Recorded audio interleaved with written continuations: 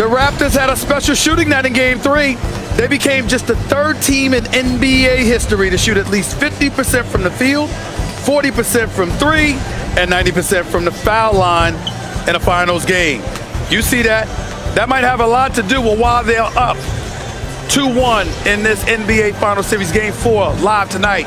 Live from the Oracle, where we are right now. On the court behind me, Kawhi Leonard is shooting, practicing, getting ready for Game 4 tonight, along with a few of his other teammates. We know what a star he has been.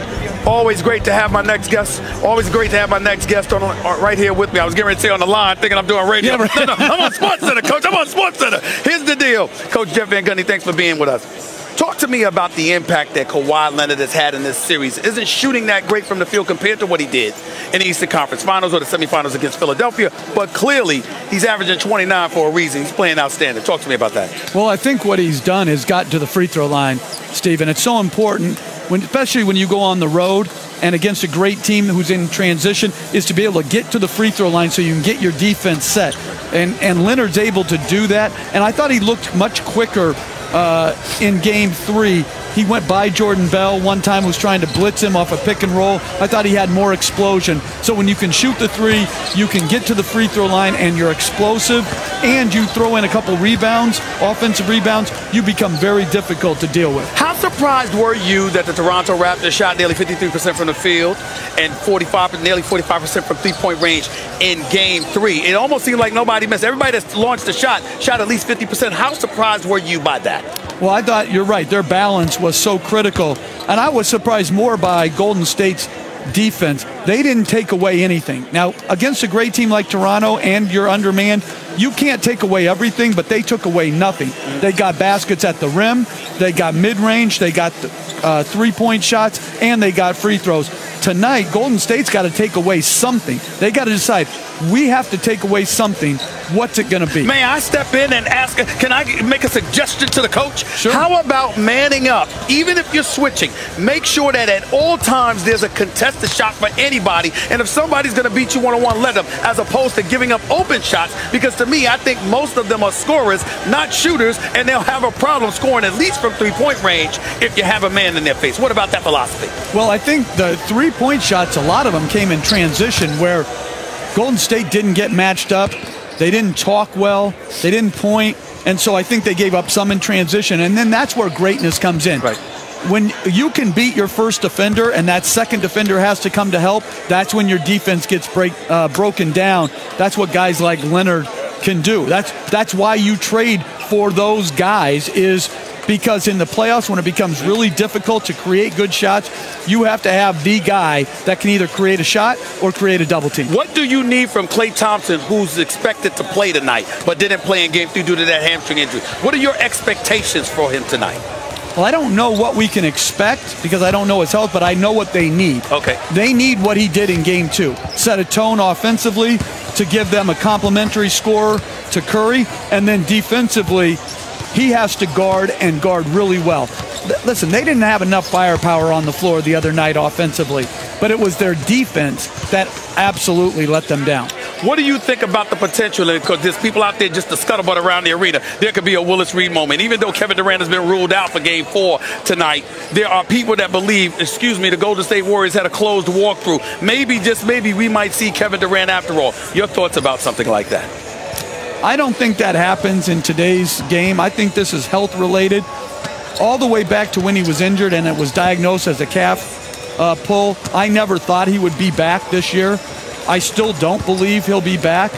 But if he is back, I think it's the only way Golden State can legitimately say we got a good shot to win this. Your expectations for Steph Curry coming off of 47 points. Well, does he have to put forth a similar effort tonight, or can he score less, be less potent offensively, and they still manage to win a game of this magnitude? Yeah, he's going to have to be great, but it doesn't mean great. 47 points, great. I think what he's got to do is he's got to read the situation. If they put the second defender on him, he's got to make the right plays, which he did the other night. They just didn't have the guys who were able to complete the plays. And they're going to have to get unexpected scoring. Draymond Green's going to have to give them that 16 points that he's capable of, and Iguodala double figures. They need more guys involved offensively. Don't those two, Draymond and Iggy, don't they have to give you some perimeter points? Just not just points, but perimeter points, hitting open shots? Well, that's what remember the start of that second half, Iguodala made a couple perimeter shots, and it's so important. And Green made 2 threes, but it was late. Right. He airballed his first couple. So right off the bat, listen, it's no secret how Golden State is played. They're all played the same way. You try to help on the guards, make them kick to the forwards, and live with it. So Golden State, Draymond and Iguodala are going to have to come through. Last question. Do you believe the Golden State Warriors absolutely positively have to win tonight's game in order to have a chance to win this series? You never say never, because I wouldn't have thought that Cleveland could have come back from 3-1 either. But minus some unusual circumstance like that where Green got suspended, yes, tonight is vital. I don't think if they win tonight, they win the series. I lied. That wasn't the last question. This is. Usually folks say a game like this, the winner of Game 4 wins this series. Is that your mindset? I've thought since coming into this series that Toronto would win. Nothing I've seen so far has changed my mind. I think they're the deeper, healthier, better put-together team this year. Jeff Van Gundy, appreciate the great work as always. Listening to you on ABC, looking forward to that. Thanks a lot, Coach. By the way, look at Kyle Lowry. Kyle Lowry is walking into the arena, 23 points in Game 3. Balled out, got into a little incident there, but obviously he didn't act up, so he'll be ready for Game 4. I'm sorry, California. Oakland, California. You're overlooking the Oracle right now. The home court for the reigning, defending, 2-time NBA champion, Golden State Warriors. Klay Thompson is walking, still looks a little gimpy. I don't like how he's looking right now. They say he's going to play tonight. He doesn't look like he normally walks that way, but we shall see. We know how badly he wants to play. Steph Curry, all smiles, straight off and dropping 47 points in Game 3 of the NBA Finals. He looks ready. He looks spry. That's the cool, smooth walk that he usually has. And don't ask me to try to explain what Kawhi Leonard looks like. He looks like he always does. Doesn't matter whether he's excited. Doesn't matter whether he's down. Doesn't matter, period. He's averaging 29 and 9 in these NBA Final Series. And you see that is outside the Oracle. It is packed. Everybody is ready to go. Welcome, everybody. Welcome, welcome, welcome to this special edition Sports Center, live from Game 4 of the NBA Finals tonight at the Oracle. The Golden State Warriors hosting the Toronto Raptors. The Toronto Raptors are up 2-1 in this series. I'm outside, as you can see, with a bunch of folks behind me. Why? Because they threw us out of the Oracle. There's a closed practice, a closed walkthrough going on, and I'm not allowed to be on the court as of yet, but I'm about to go inside in just a few minutes. Until then, got a great show coming your way. Obviously, got a lot of stuff coming up. The great Jeff Van Gundy himself is coming up. You see the one and only Snoop Dogg. He's in the house. He will be on the show tonight. Of course, there's Michael Wilbon, the great Michael Wilbon, PTI fame, every weekday on ESPN. You could see him.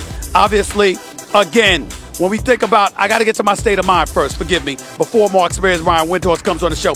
Got to get to my state of mind, because what I'm thinking about is Klay Thompson. I'm thinking about the injury. I'm thinking about the fact that he sat out of Game 3 with his hamstring injury. And here's the thing that you've got to peel from this. Somehow, some way, as much as the Golden State Warriors need his jump shot to be clicking tonight, there is no question. They've got to amp up their defense. The Toronto Raptors shot nearly 53% from the field. They shot nearly 45% from three-point range. They ran roughshod over the Golden State Warriors in Game 3. The Golden State Warriors seemed incapable of stopping them. Practically every single player for Toronto that took a shot hit at least 50% of their shots. You've got to change that up if you're the Golden State Warriors going into tonight's Game 4, if you want to even up this series. You can't be on the brink of elimination with questionable health. KD supposedly not going to play, but I'm going to ask Mark Spears about that in a minute. Klay Thompson, hampered, we know that. Iguodala, he could go down. Boogie Cousins, he could go down. Nobody's reliable right now. You've got to depend on your defense. The Golden State Warriors have scored 109 points in each game, but they've given up 118 or more in 2 of the 3 games that they played against Toronto this series.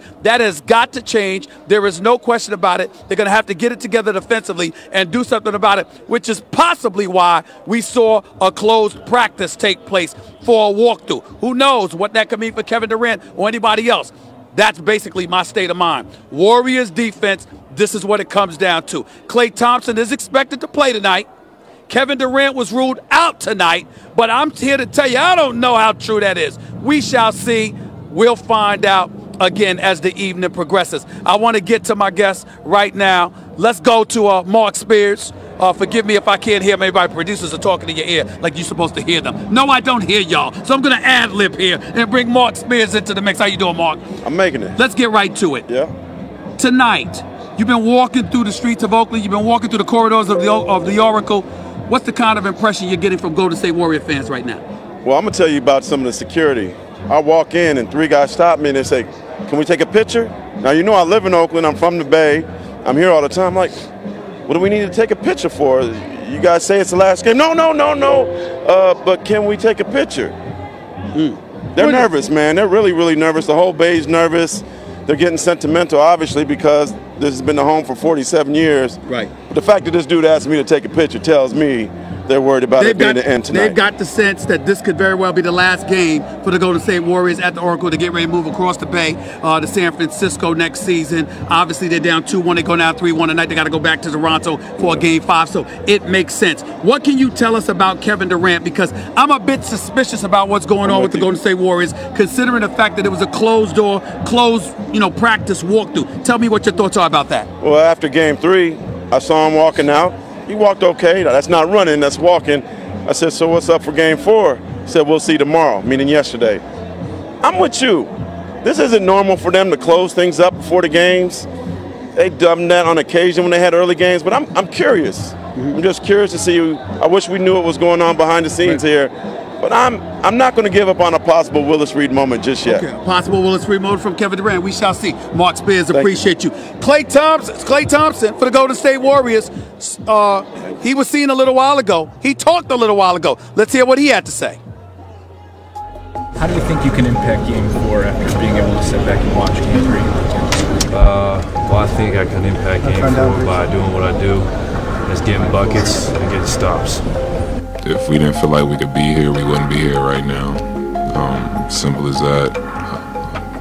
Have the same confidence. Our best basketball is usually played when our backs are against the wall, whether that's in a series, whether that's in one particular game. If we put a huge effort in and we're the hardest playing team, then we're going to deserve to win. And that's all we're focused on.